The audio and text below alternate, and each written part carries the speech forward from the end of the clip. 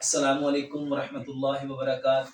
الحمدللہ رب العالمین والصلاة والسلام علی سید اشرف الانبیاء والمرسلین، اما بعد اعوذ باللہ من الشیطان الرجیم، بسم اللہ الرحمن الرحیم۔ میرے محترم بھائی اور بہنوں، افطاری میں ہمیں کھانا زیادہ چاہیے یا پینا زیادہ چاہیے؟ میرے محترم بھائی اور بہنوں، بہت سارے بھائیوں نے یہ بھی سوال پوچھا کہ افطاری میں کون سا جوس پینا چاہیے۔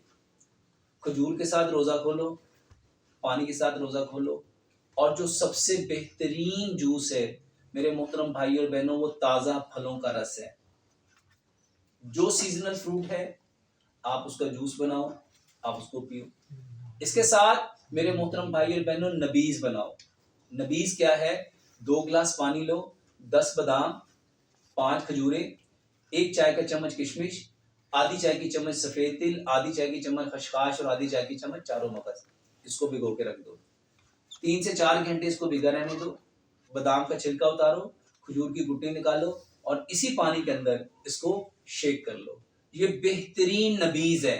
اس کے علاوہ میرے محترم بھائی اور بہنوں، اللہ سبحانہ و تعالیٰ نے جو بہترین چیزیں پیدا کی ہیں وہ آپ کے پھل اور سبزیاں ہیں۔ آپ پھلوں کا کاکٹیل جوس بنا سکتے ہیں، مکس پھلوں کا آپ کاکٹیل جوس بنا سکتے ہیں۔ اس کے علاوہ میرے محترم بھائی اور بہنوں، اللہ سبحانہ وتعالیٰ نے ہمارے لیے شہد پیدا کیا ہے، ہم شہد کھا سکتے ہیں۔ اس کے علاوہ میرے محترم بھائی اور بہنوں، افطاری میں ہم زیتون لے سکتے ہیں۔ اس کے علاوہ میرے محترم بھائی اور بہنوں، اللہ سبحانہ وتعالیٰ کی ایک بہترین نعمت دودھ ہے۔ افطاری میں ہم دودھ بھی استعمال کر سکتے ہیں۔ دودھ میں بہت سارے لوگ کیا کرتے ہیں، اس میں فروٹ ڈال کے شیک بنا لیتے ہیں۔ یہ کھجور کا شیک ہے، یہ سیب کا شیک ہے، یہ کیلے کا شیک ہے۔ میرے محترم بھائی اور بہنوں، دودھ کو خالص ویسے ہی پینا چاہیے۔